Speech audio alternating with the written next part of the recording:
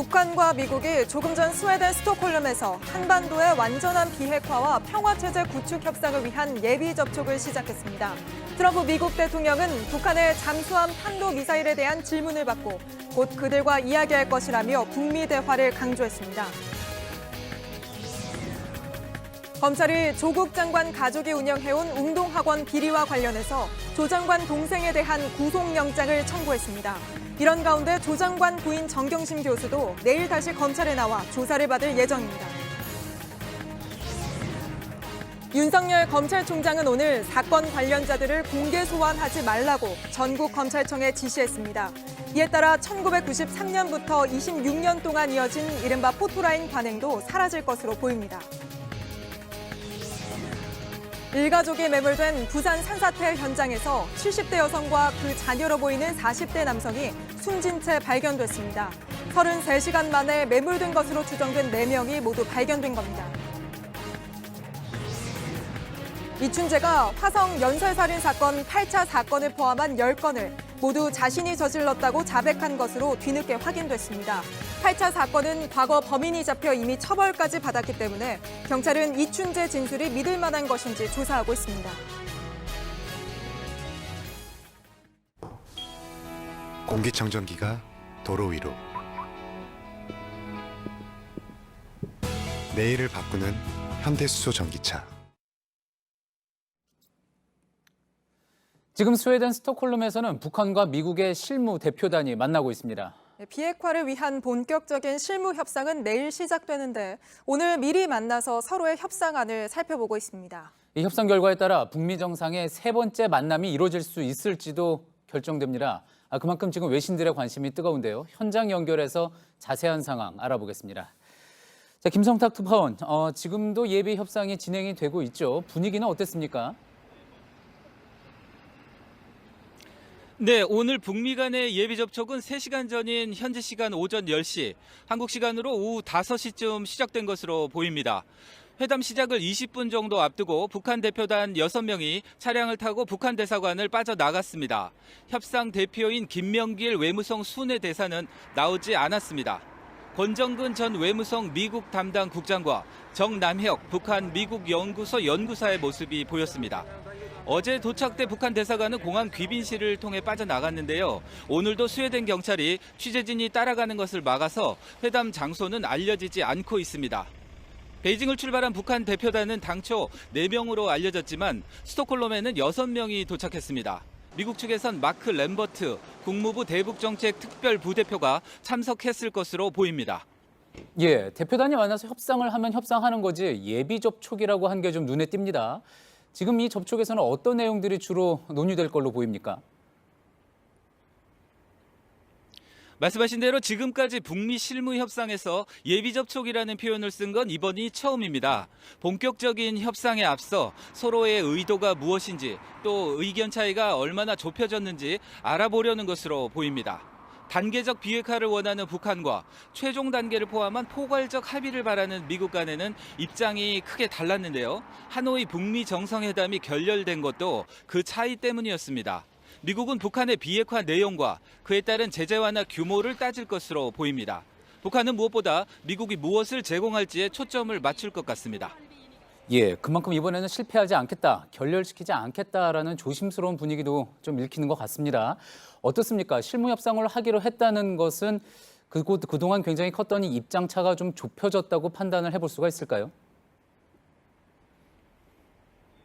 네, 북한 협상 대표인 김명길 대사는 어제 경유지인 베이징에서 미국에서 새로운 신호가 있었다고 말했습니다.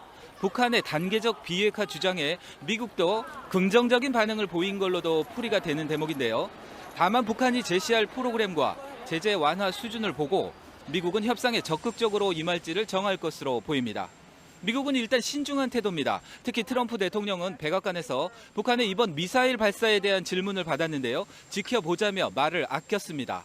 협상의 판을 깨지 않겠다는 겁니다. 실무 협상은 논의에 따라선 연장될 가능성도 있는 것으로 전해졌습니다. 예, 스웨덴 스톡홀름에서 김성탁 특파원이었습니다. 검찰이 오촌 조카 조범동 씨에 이어 오늘은 조국 장관의 동생 조모 씨에 대한 구속영장을 청구했습니다. 조 장관 가족이 운영한 웅동학원의 채용 비리와 관련해서입니다. 검찰은 조 씨가 웅동학원의 사무국장으로 근무하면서 교사 지원자들에게 뒷돈을 받아온 걸로 의심하고 있습니다. 김민관 기자입니다. 검찰이 조국 법무부 장관의 동생 조모 씨에 대한 구속영장을 청구했습니다.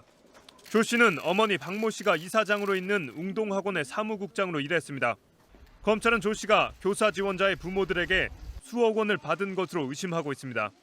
조 씨 아래서 근무하며 돈의 전달책으로 의심받고 있는 직원 2명은 이미 구속됐거나 오늘 구속 여부가 결정됩니다. 조 씨는 또 웅동학원으로부터 허위 공사를 근거로 공사대금 채권을 확보하고 학교법인 관계자들과 위장 소송을 벌였다는 혐의로 수사를 받고 있습니다. 조 씨 부부는 웅동학원을 상대로 제기한 채권 소송에서 승소해 100억 원 규모의 채권을 갖고 있습니다. 그런데 소송 당시 웅동학원이 무변론으로 대응한 것이 알려지면서 소송 사기라는 논란이 일었습니다. 검찰은 수사가 시작되자 관련 자료를 없애려고 시도한 정황을 파악해 증거인멸 교사 혐의도 함께 적용했습니다. 앞서 조 장관의 오촌 조카 조범동 씨가 구속됐으며 직계 가족에 대해 구속영장을 청구한 건 이번이 처음입니다. JTBC 김민관입니다. 조국 장관의 부인인 정경심 교수는 어제 조사 중 건강 문제로 귀가한 후 오늘은 조사를 받지 않았습니다. 검찰의 취재기자 연결해서 수사 소식 들어보겠습니다. 자, 백종원 기자, 정 교수 이제 어제 조사는 일찍 끝냈고요. 주말에 계속 조사를 받게 된다고 하죠? 예, 검찰은 내일 정 교수를 불러 조사를 하기로 했습니다. 정 교수는 어제 시내의 한 병원에 입원해서 오늘은 쉬었고요. 내일 검찰에 나가 조사를 받게 됩니다. 정 교수 변호인은 정 교수가 영국 유학 중에 두개골 골절상을 당해 두통으로 고통받고 있다고 말했습니다. 정 교수 변호인은 또 정 교수가 오른쪽 눈을 실명해서 변호인과도 오래 대화하기가 힘들고 수사검사와도 긴 시간 얘기하기 힘든 상태라고 전했습니다. 예. 정 교수가 받고 있는 혐의는 사모펀드 문제, 또 자녀 입시 문제, 증거인멸 문제 등입니다. 자, 내일 조사로 조사가 마무리될 수 있을까요? 예, 검찰은 정 교수에 대해 추가로 한두 차례 조사를 해야 한다는 입장입니다. 정 교수는 사모펀드와 관련해서 자본시장법 위반, 금융실명법 위반 등의 혐의를 받고 있습니다. 또 자녀 입시 문제와 관련해 이미 기소된 동양대 표창장 위조뿐만 아니라 사문서 위조 행사와 대학의 입시 업무 방해 혐의도 받고 있습니다. 정 교수가 건강 문제를 호소해 이틀 연속 조사는 힘겨워 보입니다. 다음 주까지 조사가 이어질 전망입니다. 예. 결국 소환 조사를 한 이후에는 구속영장이 청구되는 경우가 많지 않았습니까? 그래서 검찰이 정 교수에 대한 조사를 마무리한 뒤에 구속영장을 청구할지 지금 이야기가 나오고 있는데 어떻습니까? 예, 검찰은 아직 조사도 다 진행되지 못했다면서 말을 아끼고 있습니다. 하지만 취재 결과 수사팀은 정 교수에 대한 앞선 혐의와 증거인멸 정황을 고려하면 영장 청구는 불가피하다는 입장인 걸로 전해졌습니다. 특히 정 교수가 지난달 초 검찰에 동양대 압수수색 전에 증권사 직원과 동양대 컴퓨터를 반출한 점도 영장 청구에 영향을 줄 수 있습니다. 이에 대해서 정 교수 측은 자신이 취재진을 피해서 컴퓨터를 쓰기 위해 반출을 했다고 주장하고 있습니다. 결국 법원에서 검찰의 이런 수사와 정 교수 측의 해명을 고려해 결정을 할 것으로 보입니다. 예. 자, 정 교수에 대한 조사가 마무리되면 검찰이 조국 장관을 겨냥할 수도 있다라는 이야기도 나오고 있지 않았습니까? 이 부분은 어떻습니까? 예, 검찰은 정 교수가 관련법을 어기고 사실상 직접 투자를 한 정황을 조 장관이 알았는지 직접 수사할 전망입니다. 조 장관은 사모펀드 운용사 코링크를 이번에 처음 알았다고 밝히고 있습니다. 또 검찰은 조 장관이 딸과 딸의 동양대 표창장 위조 정황을 알고 있었는지, 그렇다면 언제 알고 그랬는지를 조사할 방침입니다. 조 장관의 딸과 아들의 서울대 인턴 증명서도 조사를 할 것으로 보이는데요. 조 장관의 딸과 아들의 서울대 인턴 증명서와 조 장관 지인의 아들의 증명서가 정 교수 측 컴퓨터에서 나왔습니다. 검찰은 이런 것들이 왜 나왔는지 수사할 예정입니다. 예, 서울중앙지검에서 백종훈 기자였습니다. 조국 법무부 장관은 검찰개혁에 집중하겠다면서도 가족들의 수사에 대해서 말을 아꼈습니다. 반면 조 장관의 딸은 어제 한 신문에 이어 오늘 아침에는 라디오와 인터뷰를 통해 자신과 가족들을 둘러싼 논란에 대해 해명에 나섰습니다. 공다솜 기자입니다. 조국 법무부 장관은 출근길에서 어제 정경심 교수가 소환 조사를 받은 것을 언급하지 않았습니다. 검찰 수사에 관련해서는 일체 말씀드릴 수 없음은 여러 번 양해를 구한 바 있습니다. 가족들이 앞으로도 검찰 수사에 성실히 응할 것이라며 원론적인 답만 내놨습니다. 정 교수가 휴일에 비공개로 소환된 것을 두곤 어떤 답도 하지 않았습니다. 특혜라는 지적에 대해서는 혹시 대신 법무부 장관으로서 할 일을 하겠다고 강조했습니다. 검찰 개혁에 집중할 것입니다. 법무부와 여당의 협의가 있었고 대통령님의 지시도 있었습니다. 반면 조 장관에 따른 사전 녹화로 방송된 TBS 김어준의 뉴스공장과의 인터뷰에서 가족을 두고 논란이 된 사안들을 적극 해명했습니다. 저는 봉사활동이나 인턴을 하고 나서 받은 것을 학교에다가 제출했습니다. 위조를 한 적도 없습니다. 조 씨는 대학 입학 취소와 검찰의 기소 가능성까지 염두하고 있다고 말했습니다. 정말 억울하죠. 제 인생 10년 정도가 사라지는 거니까요. 근데 저는 고졸돼도 상관없다고 생각하고 있습니다. 검찰이 정 교수가 쓰러진 사실이 없다고 한 것에 대해 어머니가 쓰러졌다 의식을 찾았다고 반박했습니다. JTBC 공다소입니다. 재벌이나 고위공직자, 또 주요 부패 범죄의 관련자가 검찰의 조사를 받게 되면 언론의 관심이 집중됐습니다. 검찰총사에 소환될 때면 미리 알려진 시간에 맞춰 기자들이 이렇게 대거 모여서 이들이 나타나기를 기다렸죠. 국민의 알 권리다, 인권 침해다 논란도 계속돼 왔는데 26년간 관행적으로 지속되어온 이 장면을 오늘부터 볼 수 없게 됩니다. 검찰은 피의자든 참고인이든 모든 공개 소환을 폐지하기로 했습니다. 여성국 기자가 보도합니다. 양쪽으로 늘어선 기자들 사이에 소환자가 섭니다. 기자들은 검찰이 공지한 소환 시간에 맞춰 전날부터 포토라인을 만들고 기다렸습니다. 전직 대통령도 재벌 총수도 피해갈 수 없었습니다. 수사상 보안을 이유로 비공개 소환이 이뤄지면 특혜라는 비판이 일었고 반대로 인권 침해라는 논란에 휩싸이기도 했습니다. 양승태 전 대법원장은 포토라인에 서야 할 이유가 없다며 그냥 지나쳐 화제가 되기도 했습니다. 포토라인은 1993년 정주영 당시 현대그룹 회장이 검찰에 소환됐을 때 취재진과 충돌한 뒤 만들어졌습니다. 관행으로 굳어진 포토라인이 오늘부터 사라집니다. 윤석열 검찰총장은 앞으로 공개 소환을 폐지하라고 전국 검찰청에 지시했습니다. 검찰이 1일 내놓은 특수부 축소 방안에 이어 두 번째로 내놓은 개혁 방안입니다. 범인은 사건 관계인, 수사가 진행 중인 사건의 피의자부터 참고인 등 관련자 모두 포함됩니다.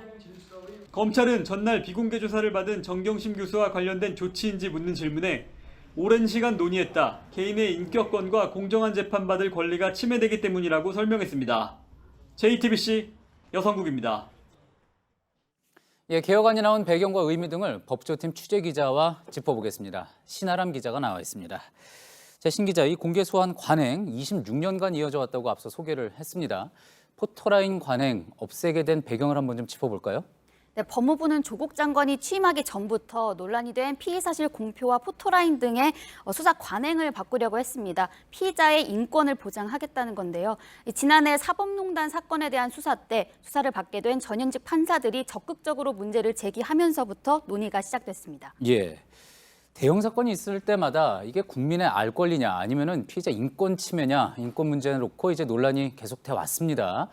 개혁 방안에도 그래서 이 내용이 담겼었죠. 네, 윤석열 총장이 지휘하는 검찰도 이런 검찰개혁 움직임에 적극 동참하겠다는 의지를 밝힌 걸로 보입니다.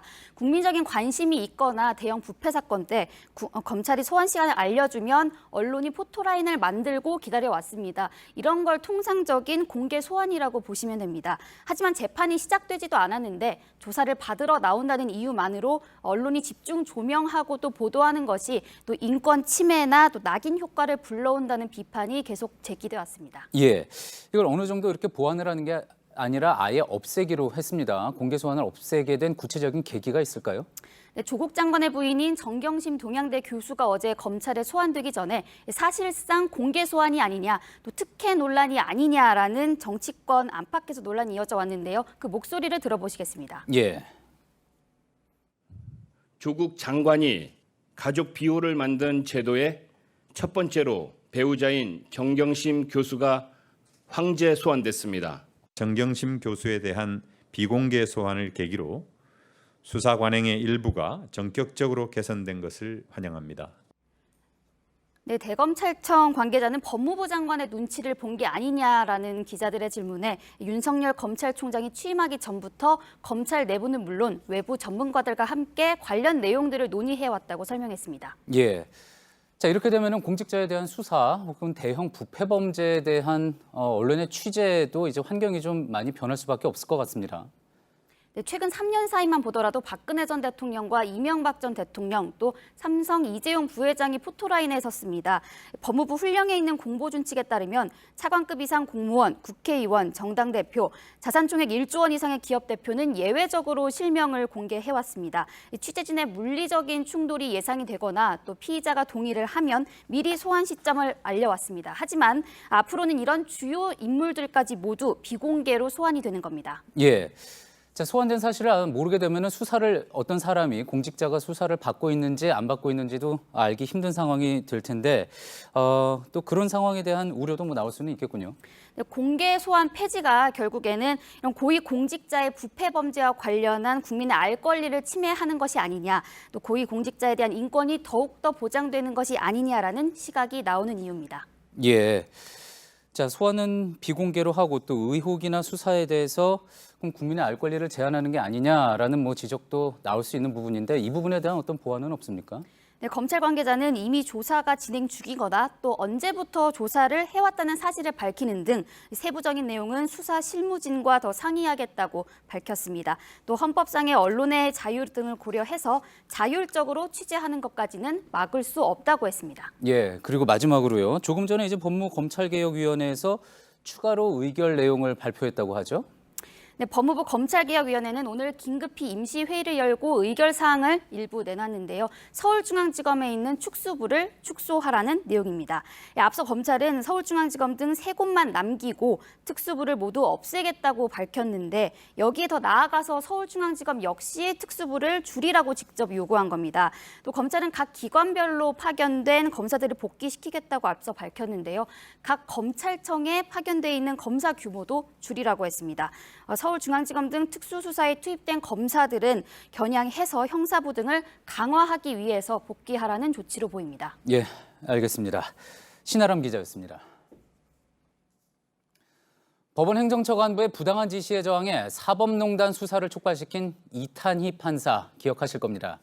지금은 공익변호사인 이 전 판사가 법무부의 법무검찰개혁위원회 위원으로 활동을 시작했습니다. 오늘 소셜미디어를 통해 검찰개혁에 대한 생각을 나눴는데 지금의 검찰 권력은 거대한 공룡 같다고 표현했습니다. 송우영 기자입니다. 어찌 보면 평범한 판사들은 사실 상상하기 어려운 내용들이었거든요. 부당한 지시에 저항해 사법농단이 밝혀질 수 있도록 했던 이탄희 전 판사. 이 변호사는 지난달 30일 출범한 제2기 법무검찰개혁위원회의 위원이 됐습니다. 첫 회의에서 적극적으로 검찰개혁을 주장한 걸로 알려진 이 변호사가 오늘 자신의 소셜미디어에 회의 내용을 공개했습니다. 이 변호사는 검사에 대한 자신의 생각도 글로 옮겼습니다. 우선 검사는 군인이 아니라고 지적했습니다. 그러면서 검찰개혁의 목표를 설명했습니다. 군인처럼 상명하복에 따르는 검사가 아니라 권한을 공정하게 행사하는 검사가 많은 조직으로 검찰을 만드는 게 검찰개혁이라는 겁니다. 현재의 검찰을 공룡에 비유하기도 했습니다. 공룡 같은 현재의 검찰 권력을 곰으로 축소시키고 형사부와 공판부를 조직의 중심에 둬야 한다며 개혁위가 추진하는 개혁의 방향을 밝혔습니다. 직접 수사를 줄이고 기소와 이후 재판 과정에 집중하는 역할로의 전환을 의미합니다. 특히 앞으로 논의할 주요 사항으로 감찰 제도를 언급했습니다. 판사와 검사는 고도의 직업 윤리가 필요한 직업이라 엄격한 감찰 제도가 반드시 필요하다는 겁니다. 법과 규정은 물론 직업윤리 위반에 대해서도 엄격한 책임을 추궁할 수 있는 감찰 제도를 우선적으로 논의하게 된다며 향후 논의 일정도 공개했습니다. JTBC 송우영입니다. 국회 국정감사가 사흘째 이어지고 있습니다. 오늘도 각 상임위에선 조국 법무부 장관을 둘러싼 각종 의혹이 핵심 쟁점이었습니다. 조 장관 가족이 한 사모펀드 투자와 조 장관 딸이 받은 장학금 등을 놓고 여야가 치열한 공방을 벌였습니다. 박소연 기자입니다. 금융위원회를 상대로 한 국정감사에서 야당은 조국 장관 가족의 사모펀드 투자와 관련한 질의를 쏟아냈습니다. 그럼 이분이 실질적인 사장이라고 봐야 되는 거 아닙니까? 그죠? 그 부분은 아까 말한 대로 확인을 하고. 위원장님 그렇게 표현하시면 안 되는 것이 지금 이 사태가 만들어져서 지금 자본시장이 엉망진창이 된 지가 지금 근 2달입니다. 지금 조국 일가를 걱정하는 게 아니잖아요. 이 시장에 참여한 투자자들에 대한 걱정을 하는 거 아닙니까? 야당의 집중 질의가 이어지자 은성수 위원장은 사모펀드 운용사인 코링크 PE가 투자한 WFM을 둘러싼 주가 조작 의혹을 조사하고 있다고 밝혔습니다. 전형적인 주가 조작입니다. 조사는 해봤어요? 내부적으로 해서 그 주가 조작 사례라든지 이상 징후에 대해서 조사를 하고 있다고 저는 알고 있습니다. 반면 여당은 제기된 의혹과 관련해 위법 사항이 없다고 반발했습니다. 장관의 부인이 펀드를 특정 기업에 투자하도록 했다는 의혹이 나오고 있는데 만약 사실이라고 하더라도 처벌이 가능합니까? 만약에 그렇게 되면은 그걸 막지 못한 GP가 책임을 져야 될 것 같습니다. 교육위 국감에선 조 장관 딸의 장학금 지급을 둘러싼 공방이 이어졌습니다. 이사장님이 보시기에 이 장학금 지급이 공정합니까? 원칙에서 봤을 때 저 학생이 받은 장학금은 좀 이해하기 어려운 면이 있는 것이 사실입니다. 그러나 아주 구체적인 사건이고 현재 또 수사도 진행 중이기 때문에 여당은 한국당 나경원 원내대표에 따라 입시 관련 의혹으로 맞받았습니다. 그 유력 정치인이라는 분이 5월 13일 날 학교를 방문하고 그 이후에 특별전형이 만들어지는 과정까지 이렇게 될 수가 없는 거죠. JTBC 박소연입니다. 방송통신위원회 국정감사에선 최근 정부가 추진하고 있는 가짜뉴스 대책을 놓고 여야가 부딪혔습니다.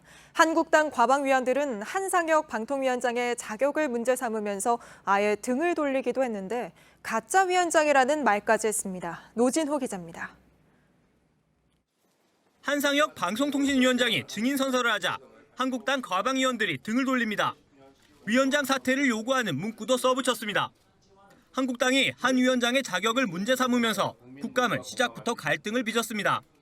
증인 선서를 받고 또 질의를 하실 거라면 가짜 위원장 한상혁이라는 이 인물은 떼는 게 적절하다. 그렇게. 인사청문 보고서가 채택되지도 않았고 현행법 위반 소지가 있는 한상혁 씨가 청문 보고를 하는 것은 절차에 맞지 않다고 판단됩니다. 가짜 위원장 주장에 이어 한국당은 정부와 여당의 가짜뉴스 대책도 비판했습니다. 그러면 결국은 정권이 듣기 싫은 소리를 가짜뉴스라고 하는 프레임으로 씌워가지고 재갈 물리게 하는 거라고 볼 수밖에 없다. 민주당은 허위 조작 정보의 폐해를 강조했습니다. 허위 조작 정보는 반드시 누구를 공격하거나 명예를 훼손하거나 또 혐오 증오를 통해서 차별까지 이어지는 사회적 흉기다. 민주당은 최근 불법 정보를 방치한 사업자에게 벌금을 물리는 내용의 대책을 발표했습니다. 한상혁 방통위원장은 국민적 합의를 바탕으로 종합대책을 마련하겠다고 답했습니다. JTBC 노준호입니다. 지난달 유엔 총회 기간에 문재인 대통령은 폴란드 대통령과 정상회담을 가졌습니다. 회담장에 함께 들어갈 예정이었던 김현종 국가안보실 2차장이 의전 실수로 배석하지 못했는데요. 당시 준비를 책임진 외교관이 나중에 김현종 차장 숙소로 불려가서 무릎까지 꿇어 논란이 되고 있습니다. 이서준 기자입니다. 지난달 23일 유엔 총회 기간 열린 한 폴란드 정상회담입니다. 참석자 명단에 있던 김현종 국가안보실 2차장이 보이지 않습니다. 실무진이 비표 준비를 실수해 참석하지 못한 겁니다. 김현종 차장이 준비를 책임진 유엔 주재 대표부 소속 외교관을 자신의 숙소로 불러 질책했습니다. 이 과정에서 외교관이 무릎까지 꿇었습니다. 오늘 유엔 대표부에서 열린 국정감사에서 정진석 자유한국당 의원이 해당 외교관에게 김 차장이 무릎을 꿇게 했느냐, 고성을 지르며 질책했냐고 물었습니다. 이 외교관은 심한 질책은 아니었고 지적이 있었다. 부당하거나 불편하게 느꼈으면 보고했을 텐데 그런 건 없었다고 했습니다. 외교부는 행사 진행 세부 사항을 일일이 확인하긴 어렵다는 입장만 냈습니다. 김 차장은 지난 4월 중앙아시아 순방 때도 외교부 직원을 질책하다 강경화 장관과 언쟁을 벌여 논란이 됐었습니다. 지난달 18일엔 트위터에 제 덕이 부족했다, 제 자신을 더욱 낮추겠다는 글을 올리기도 했습니다. JTBC 이서준입니다. 어제 광화문 집회에서 46명이 폭력을 휘둘러 체포됐습니다. 강목을 휘두르거나 경찰관을 때리고 기물을 부쉈는데 건강이 나쁜 한 명만 풀려났고 나머지는 이틀째 조사를 받고 있습니다. 김태형 기자입니다. 집회 참가자들이 경찰을 향해 격렬하게 달려듭니다. 안전 펜스를 부수고 경찰의 방패를 빼앗습니다. 방패 조심하세요! 경찰은 어제 청와대 앞에서 폭력 시위를 벌인 집회 참가자 46명을 현장에서 체포했습니다. 수백 명은 청와대 앞에 남아 노숙 시위를 이어갔습니다. 여기서 저까지 뚫는데다가 아마 부상자가 많이 났습니다. 보니까 안경 알도 다 떨어져 있고 우리 역량을 더 모으셔야 되는데. 석유통이 등장하기도 했고 청와대로 진입을 시도하기도 했습니다. 경찰에 붙잡힌 사람들은 대부분이 탈북자 단체 소속이었습니다. 건강상의 이유로 풀려난 한 명을 제외하고 나머지 45명은 중부 등 7개 경찰서에서 조사를 받고 있습니다. 집시법 위반과 공무집행 방해 혐의 등이 적용됐습니다. 경찰 관계자는 증거 영상에 분량이 많아 분석이 끝나는 대로 구속영장 신청 여부를 결정하겠다고 말했습니다. 이낙연 국무총리는 집회에서 발생한 폭력 행위를 엄정하게 처리하라고 지시했습니다. 수십 명의 폭력을 휘두르고 성추행과 문화적 훼손도 있었습니다. 엄정하게 조사하고 법에 따라 처리하시기 바랍니다. 민감용 경찰청장도 국정감사에서 폭력 행위에 대해서 엄정하게 사법 조치를 하겠다고 밝혔습니다. JTBC 김태형입니다. 어제 광화문 집회에서 일부 참가자가 JTBC 여성 기자를 성추행했고 영상 취재기자 3명에게 폭력을 행사했습니다. JTBC 취재 차량도 파손했습니다. 이에 대해 저희 JTBC는 주최 측인 문재인 하야 범국민 투쟁본부 등에 강력하게 항의했습니다. 오늘 한국여기자협회는 언론에 대한 중대한 위협이고 여성에 대한 인권 침해라며 신속하고 엄정한 수사를 촉구했습니다. 경찰은 사건 내용을 파악한 뒤 곧바로 수사에 들어가겠다고 밝혔습니다. 클럽 버닝썬 사건에서 이른바 경찰총장으로 불린 윤모 총경이 오늘 검찰에 소환됐습니다. 검찰은 경찰 수사 단계에선 드러나지 않았던 사업가 정모 씨로부터 경찰 수사를 무마해주는 대가로 뇌물을 받은 혐의를 새롭게 포착해 집중 조사하고 있습니다. 이예원 기자입니다. 검찰은 오늘 오전 9시쯤 윤모 총경을 피의자 신분으로 불러 조사했습니다. 윤 총경이 검찰에 나와 조사를 받은 건 이번이 처음입니다.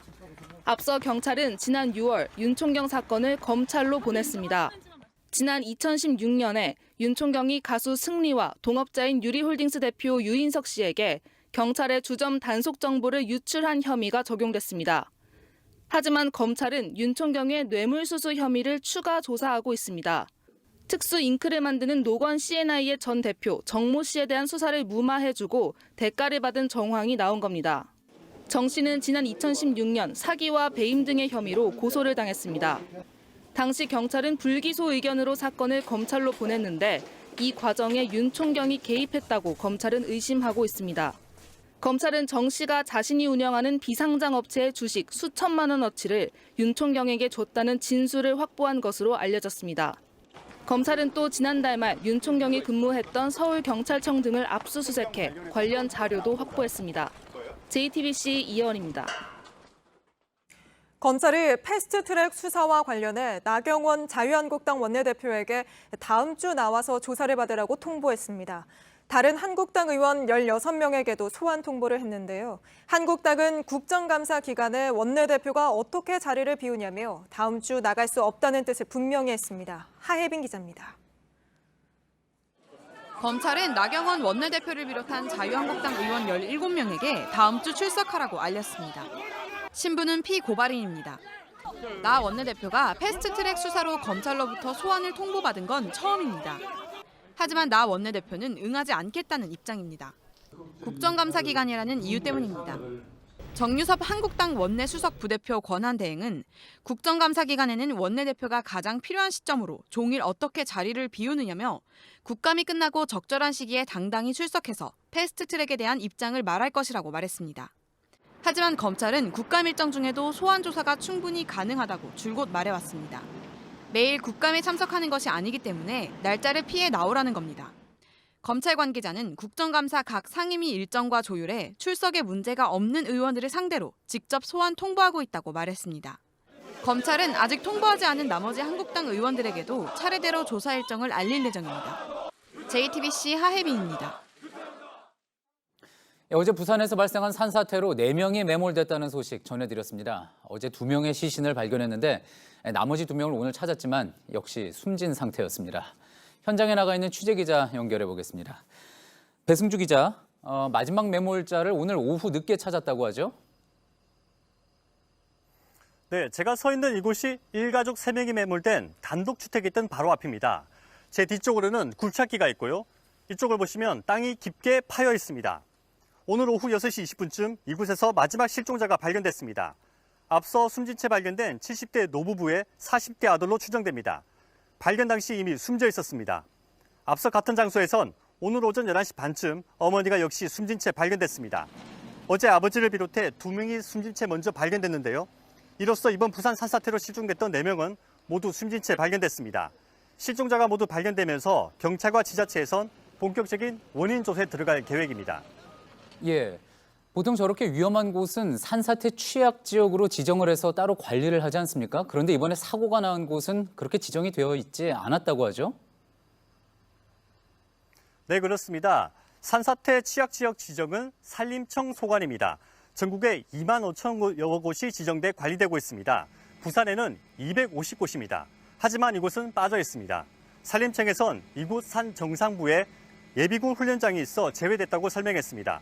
산에 인위적인 공사가 이루어지면 산림청 소관이 아니라는 겁니다. 지자체에서도 최근에 산사태가 발생하지 않았고 경사도가 크지 않아 위험지역으로 관리하지 않았다고 해명했습니다. 사고 지역이 산림청과 지자체 등 관리 감독의 사각지대에 놓여 있었던 겁니다. 산사태 관리에 구멍이 크다는 지적이 나올 수밖에 없습니다. 예, 부산의 산사태 사고 현장에서 배승주 기자였습니다. 예, 이번엔 강릉을 살펴보겠습니다. 어제 400mm가 넘는 기록적인 비로 수중도시로 변해버린 상황 전해드렸습니다. 지금은 다행히 물이 거의 다 빠졌지만 후유증이 심각합니다. 산사태가 한 마을을 덮친 경북 울진의 상황도 심각합니다. 구석찬 기자가 현장을 가봤습니다. 제18호 태풍 미탁이 빠져나간 동해안입니다. 하루가 더 지났지만 이곳 강릉 경포대에는 아직도 너울이 세찹니다. 백사장 곳곳은 파도에 밀려온 쓰레기로 뒤덮였습니다. 비릿한 악취가 해변에 진동합니다. 물이 넘쳐났던 경포 주변은 마치 퍼즐 조각이 헝클어져 있는 듯합니다. 맥없이 뜯겨나간 이른 보도블럭이 4km 둘레에 즐비합니다. 하지만 당장 손을 쓸 수 없습니다. 더 급한 곳이 있기 때문입니다. 침수 피해를 입은 진안 상가입니다. 이렇게 쓰레기차 적재함이 금세금세 차고 있는데요. 그래도 씻고 말리고 주민들은 하나라도 건져낼 수 있는 걸 찾아내느라 분주한 모습입니다. 2002년 태풍 누사 때 못지않은 피해여서 도움이 꼭 필요한 상황입니다. 생계도 그렇지 지금 한 달 동안 우리 장사 못해. 경포대 초등학교입니다. 그런데 학생들이 전혀 보이지 않습니다. 1층이 물에 잠겼던 터라 아예 휴교한 겁니다. 이 나무 기둥이 급식소 가스통을 덮쳤더라면 큰 사고가 날 뻔도 했습니다. 앞으로 수업이 언제 다시 열릴지도 막막합니다. 교실 안에까지 이렇게 들어오는 거는 지금 처음 겪는 거거든요. 자료를 지금 다 이렇게 잃어버려가지고. 경북 울진 금매마을은 마을 전체가 폐허로 변했습니다. 산에서 쓸려 내려온 흙과 모래가 주택과 차량을 집어삼켰습니다. 다행히 미리 주민들이 서로 문을 두드리며 대피해 인명피해는 없었습니다. 하지만 제대로 된 재산 피해를 집계하기조차 어려운 상황입니다. 정부는 특별재난지역 선포를 검토하고 있습니다. JTBC 구석찬입니다. 돼지열병에 걸린 야생 멧돼지 사체가 발견되면서 국방부가 헬기를 띄워 비무장지대 소독에 들어갔습니다. 최전방부대엔 남쪽으로 내려오는 멧돼지를 사살하라고 명령을 내렸습니다. 또 북한과 가까운 백령도에서 오늘 돼지열병 의심 신고가 들어왔는데 다행히 조금 전에 음성으로 확인이 됐습니다. 정재우 기자입니다. 국방부는 오늘 오후 비무장지대에 헬기를 띄우고 소독했습니다. 일주일 동안 북한과 가까운 지역들을 모두 소독하겠다는 겁니다. 비무장지대 안에서 죽은 야생 멧돼지가 돼지열병에 걸린 사실이 확인되면서입니다. 지금까지 집돼지 위주였던 방역 대책이 군을 중심으로 야생 멧돼지까지 확대됐습니다. 최전방부대에선 남쪽으로 내려오는 멧돼지를 잡거나 사살하기로 했습니다. 북한에도 우리 군의 방침을 알렸습니다. 오늘 인천 백령도 돼지 농가에서 의심 신고가 들어오면서 긴장감은 더 팽팽해졌습니다. 인천에선 배로 4시간 넘게 걸리지만 북한 내륙과는 불과 20km도 안 떨어진 곳입니다. 돼지열병이 계속 퍼지자 정부는 더 강한 조치를 내놨습니다.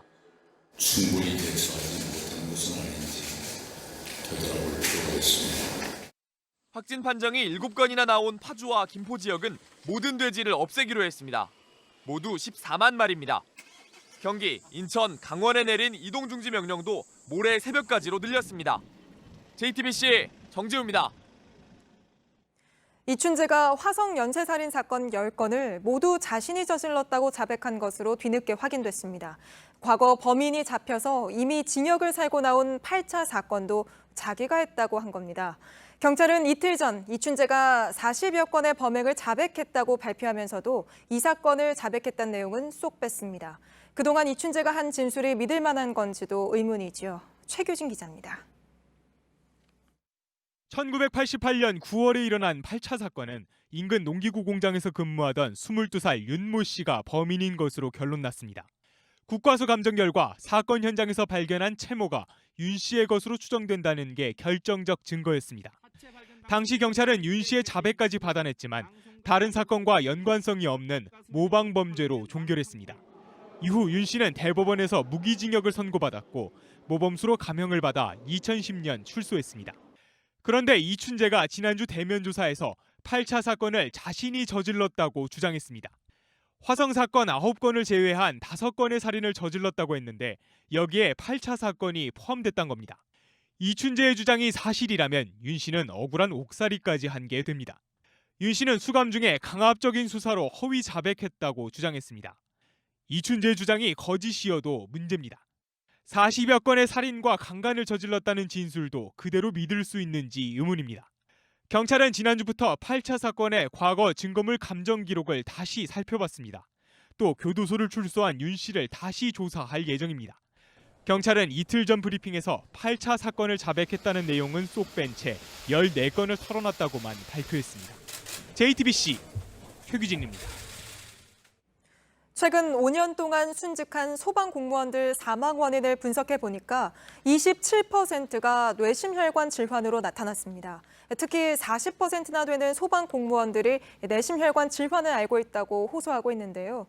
정작 소방청이 하는 건강검진 항목엔 빠져 있는 것으로 확인됐습니다. 이상엽 기자입니다.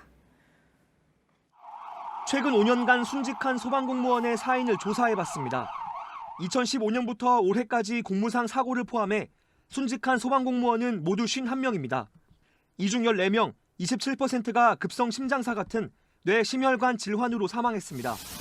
특히 뇌심혈관 질환을 앓고 있다며 공무상 재해로 인정해달라고 신청한 소방공무원은 5년간 전체의 40%입니다. 사인 외에 연도별 유병률로 봐도 소방공무원들이 뇌심혈관 질환을 많이 앓고 있는 걸로 나타납니다. 근골격계 질환에 이어 2위로 꼽힙니다. 과로나 스트레스가 이 질환의 주된 원인입니다.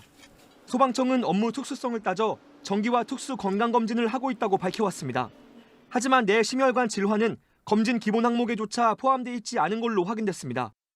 소방 공무원의 건강에 대한 연구가 그동안 잘 이루어지지 않았음을 나타내준 건강검진을 재편해서 좀 체계화시킬 필요가 있겠습니다. 이에 대해 소방청은 직무 환경에 적합한 건강진단을 도입하겠다고 해명했습니다. JTBC 이상엽입니다. 오늘도 홍콩에선 많은 시민들이 마스크를 쓴 채 거리에서 시위를 벌였습니다. 그런데 당장 내일부터는 이렇게 마스크 쓰면 법을 어기는 게 됩니다. 홍콩 정부가 사실상 계엄인 긴급법을 발동해서 법 시행에 필요한 입법 과정도 건너뛰고 마스크 못 쓰게 하는 복면 금지법을 시행할 계획입니다. 어환희 기자입니다.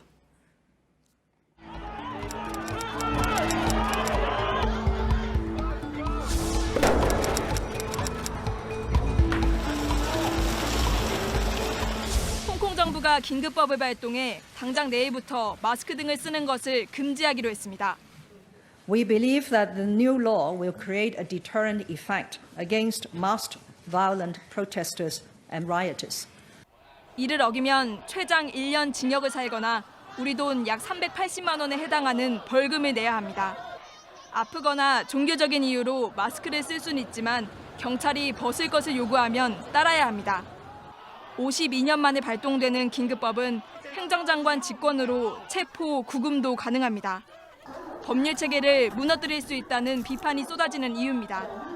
특히 복면금지법은 일선 경찰들조차도 불필요한 갈등만 불러올 것이라며 회의적인 반응을 보인 것으로 알려졌습니다. 분노한 홍콩 시민들은 복면금지법 시행을 규탄하며 앞으로도 마스크를 쓸 것이라고 주장했습니다. Wearing mask by itself is also a personal freedom. It won't cease or slow down the protest. JTBC 어환입니다. 프랑스 파리 중심가에 있는 경찰청 본부에서 흉기를 든 남성이 경찰을 마구 공격해 경찰관 4명이 목숨을 잃었습니다. 범인은 20년 동안 내근을 해온 경찰청 행정 직원으로 드러났습니다. 신진 기자입니다. 파리 중심가 시태섬에 있는 경찰청 본부에 폴리스 라인이 설치됐습니다. 주변 관광지 곳곳에도 무장 경찰이 배치됐습니다. 현지 시간 3일 오후 1시쯤 한 남성이 청사에서 경찰관들에게 흉기를 휘둘렀습니다. À l'aile, plutôt je dirais les bureaux là où l'escalier monte chez le préfet. 흉기에 찔린 경찰관 4명이 숨졌고 범행을 저지른 남성은 경찰의 총격을 받고 숨졌습니다. 해당 남성은 45살 경찰청 행정직원인 것으로 드러났습니다. Ce collègue assaillant est un collègue administratif qui a plus de 20 ans de maison, comme on dit dans notre jargon, au sein de la préfecture de police. Sa dernière affectation était la DRPP, autrement dit la direction du renseignement.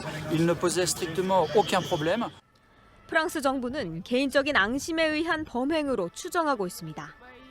하지만 범인이 1년 전 이슬람으로 개종한 것으로 알려져 테러 가능성도 들여다보고 있습니다.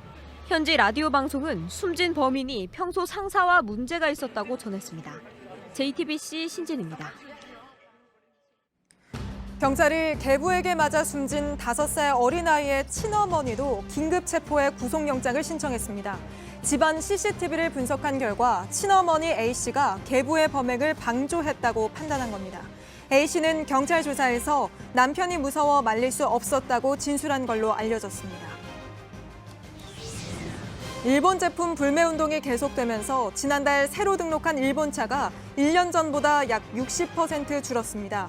수입차 시장 점유율도 5.5%로 1년 전의 3분의 1 수준입니다. 일본차는 지난해까지 5년 연속 판매량이 늘어왔지만 불매 운동이 시작된 지난 7월 이후부터는 계속 감소세입니다. 가수 유승준 씨와 관련해 기찬수 병무청장이 현재 국민 정서는 입국하지 않아야 한다는 것으로 보고 있다고 말했습니다. 오늘 열린 국정감사에서 유 씨 입국 허가 가능성에 관한 질의를 받자 입국이 어려울 것으로 전망한다며 이렇게 밝힌 겁니다. 하지만 최근 대법원이 정부가 유 씨 비자 발급을 거부한 건 행정 절차 위반이라고 판단한 것과 관련해선 이 판결이 확정되면 현재로선 입국을 막을 수 없다고도 했습니다.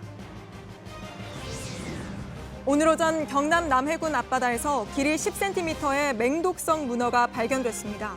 남해군 미조면 남쪽 500m 해상에서 낚시객이 파란고리 문어를 잡은 겁니다. 해경은 이 문어의 독성이 청산가리 10배에 달한다며 맨손으로 만지면 위험하다고 경고했습니다.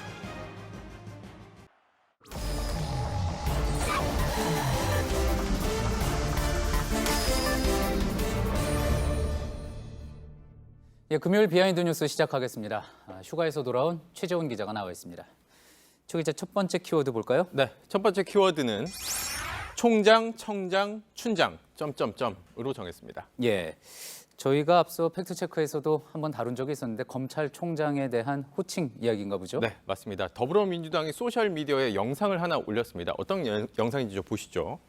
제목이 이렇게 돼 있죠. 왜 검찰청만 청장이 아니고 총장이라고 돼 있고 이 윤석열 검찰총장의 모습 보이고 짜장면 한 그릇이 보이실 겁니다. 이 영상에는 최민희, 정청래 두 전직 국회의원이 등장을 하는데 두 사람이 영상에서 뭐라고 했는지 좀 직접 들어보시죠. 예.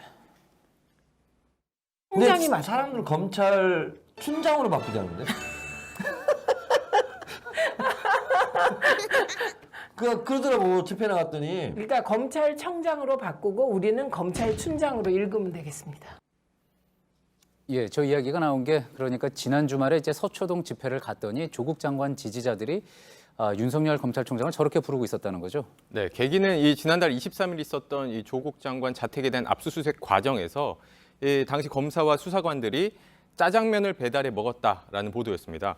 이 지지자들이 이걸 놓고 이 조국 장관 가족을 모욕하기 위한 것이었다라고 반발을 하면서 이 짜장과 이 짜장의 주 재료인 춘장을 검찰과 윤석열 총장에게 붙여 부르면서 희화화가 시작이 됐습니다. 그래서 당시 검찰이 이례적으로 이 당시 식사는 가족들의 권유로 했고 한식을 주문했었고 각자 따로 계산했다라고 바로 입장문을 내기도 했었는데 그럼에도 불구하고 이런 호칭들은 그대로 남아 있는 상태입니다. 예. 다만 집권 여당이 이 공식 소셜 미디어를 통해서 이 검찰총장을 저렇게 부르자고 말했는 게 적절했느냐라는 지적도 있습니다.